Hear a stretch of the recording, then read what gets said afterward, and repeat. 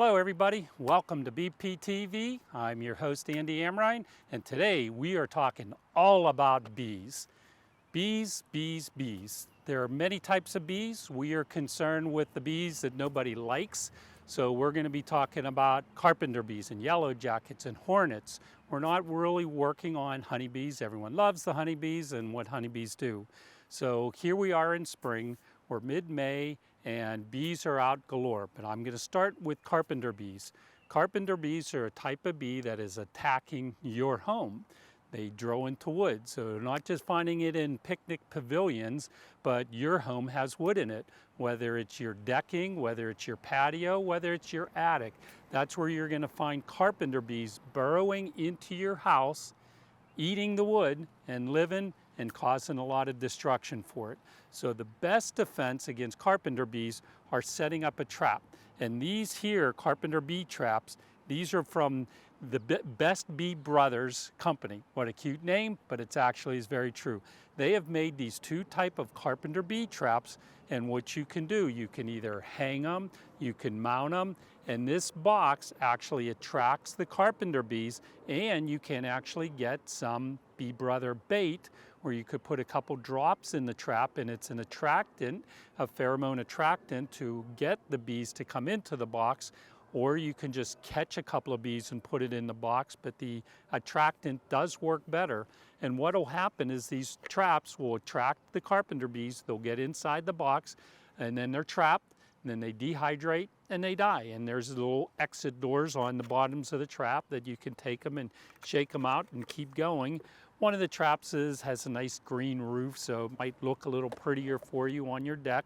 But like I said, you can either hang them, or on this one it even has mounting holes where you can mount it to the studding around your deck. And it still has that magical trap door on the bottom to let the bees out once you do catch them, after they die, of course. But what this is doing is this is sacrificing this bee trap instead of your house. They're going to be attracted here. Instead of going into your wood siding or going up into your attic or going into the patio. So these boxes attract them to keep them away from your house itself. And the whole trick with these traps is to get them up early. So if you wait too long till they're already living in your house or in your walls, then you've kind of lost your opportune time for it. Now is the time you want to get them up so they're attracted to the bee traps instead of living in your house itself. And these traps, these are made by a company in Spokane, Washington, Rescue Industries. And Rescue is the best of the best people for making insect traps. And they make more than just the bee traps. They make the fly traps and the Japanese beetle traps and all the other traps. But today we're working with the bees. This one is the carpenter bee trap. So same type of basis as these, only it's just a trap that you put out. They're yellow, they have sticky paper and so forth in it. They crawl in or fly in, they get stuck, and then they die because they get stuck in the trap itself.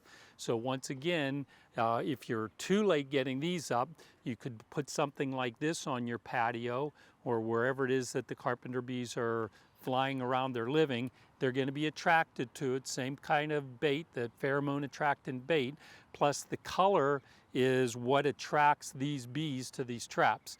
Yellow jackets, carpenter bees, hornets, they're all attracted by the color yellow. So having this yellow-green color, they found that it's the most effective way of attracting the bees to the trap itself. So this one is for carpenter bees. This one is for our wonderful yellow jacket friends.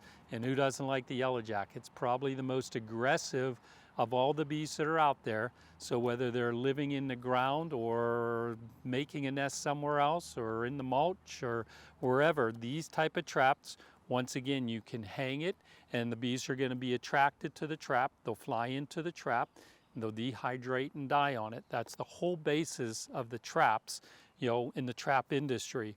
Or this one, same kind of basis, you're hanging it, and inside here is going to be the attractant along with some water. They go in and they drown. So, but once again, it's the color, and you can hang this somewhere around your patio. This one is for our friends, the yellow jackets, or the hornets and wasps. So carpenter bees, yellow jackets, hornet and wasp. So getting the trap that is what you're going after is going to be crucial on it, because the carpenter bee trap is not going to catch yellow jackets. A yellow jacket trap is not going to catch the hornet and wasp. They use different attractants in it. Yes, they're the same color, but it's the attractants that rescue industry has that is going to attract the bee to the trap itself, not just the color. So here we have a yellow jacket buzzing around my head. So he's trying to get into this trap. But the whole trick is the pheromone attractant and putting these traps in the proper location where you want them, so they're going to be attracted to it. And then on these type of tracks, there also is different refills on it. So you can put these up for the entire year. You're talking about a 2-month basis for the bait, which is going to be a good part of the summer, but not all of it. So after a while, you have to rebait the trap to get them to continue to come in and swarm and stay off of you. The other way that we're dealing with the bees is going to be with your typical chemicals. We have dusts, we have sprays, we have different chemicals that are involved in dealing with the type of bees. The dusts are a lot more effective than the sprays. Now, in saying that, that's the plus with it. These are just two different brands, two different chemicals, deltatherm and pyrethrin, two different chemicals that are in it. But with a dust, you have a really short spout and you're just puffing the bottle. So on the downside, you got to get up close and personal with these bees itself. When you're dealing with the sprays, of course your sprays you can do 20 feet away. These you can't. Now anytime you're using any kind of chemicals, whether it's dust, jet spray, foaming spray, you have to do this either before the sun comes up in the morning or after the sun is set. You never want to do this in the middle of a day when the sun is up and overhead and you got a million bees buzzing around you. You're going to lose that battle. You want to do this when they're in the nest. What makes the dust so much better than the chemicals is it's like a fumigation on it. So say you have that yellow jacket nest in the ground. You have the ground bees. People call them ground bees. They're really yellow jackets, or what living in that nest itself.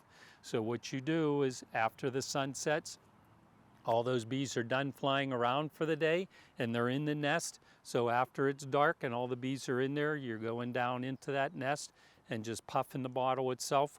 What that'll do is that'll send a dust cloud all the way through that nest, so it's going to wipe out the entire nest. So on the other side of it, if you use a spray, you may get just the opening, just the surface of that nest. You're not getting down in the ground, and that's where the dust is so much better. Or say you have those carpenter bees that you forgot to put the trap up, and they're living inside your house, inside your wall.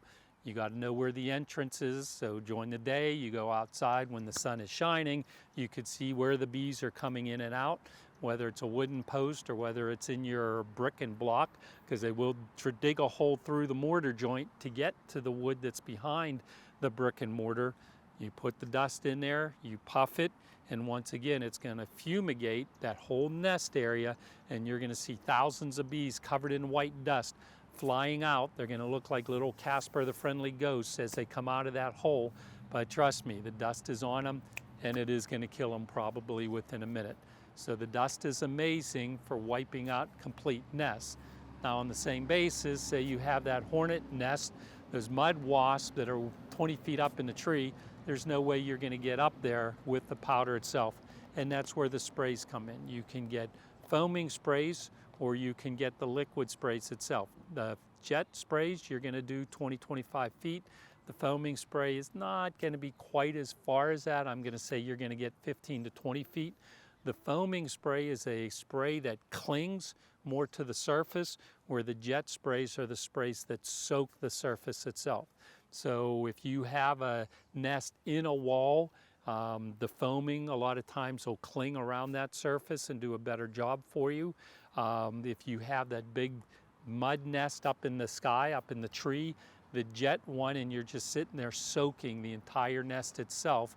So the jet one is going to be a little more effective for you than what the foaming was. So once again, it's just knowing what bee you're going after, knowing where the nest is, what type of nest it is, and then it's picking the poison. And yes, they are all poison. This is not organic. There's no organic way of treating those bees. So chemicals, for whether it's the yellow jackets, the carpenter bees, knowing what type of bee you're going after and using the proper product for it. And last, we're just touching on our friends, the honeybees. Notice I brought you some Swope's honey here to show you. We love the honeybees. None of these do anything for the honeybees. Now, if you do spray honeybees with chemicals, yes, unfortunately, we're going to kill them. Traps, on the other hand, will not attract honeybees. So if you're trying to just get the carpenter bees, the yellow jackets, the hornets and wasps, I'd by far prefer to use the different traps so we're not mistakenly getting a honeybee. Just the other day, I was in the middle of a parking lot with some customers, and about 10,000 honeybees came down on us. We just stood still. They covered our hands, our arms, our shoulders, our hats. A couple of minutes, the swarm just moved on. They're not aggressive, they don't bite you, but they do pollinate the entire world, so we never want to hurt our honeybees. And also, we do love our honey with it. So from the Bethel Park Farmers Market, from Avella, PA, our friends from Swope's Bees and Berries, I think they'd be lost without their honey, without their bees on it. But that's a brief story for you today on carpenter bees, all the different type of bees, and different ways that you can tackle this problem the entire year. So know what it is you're doing, know what kind of bee you're going after, and then we can help you spec the right product so you're doing the right thing with it. So I appreciate you tuning into BPTV. I'm your host, Andy Amrine, and this was another Handy Andy segment, and I'll see you around town soon.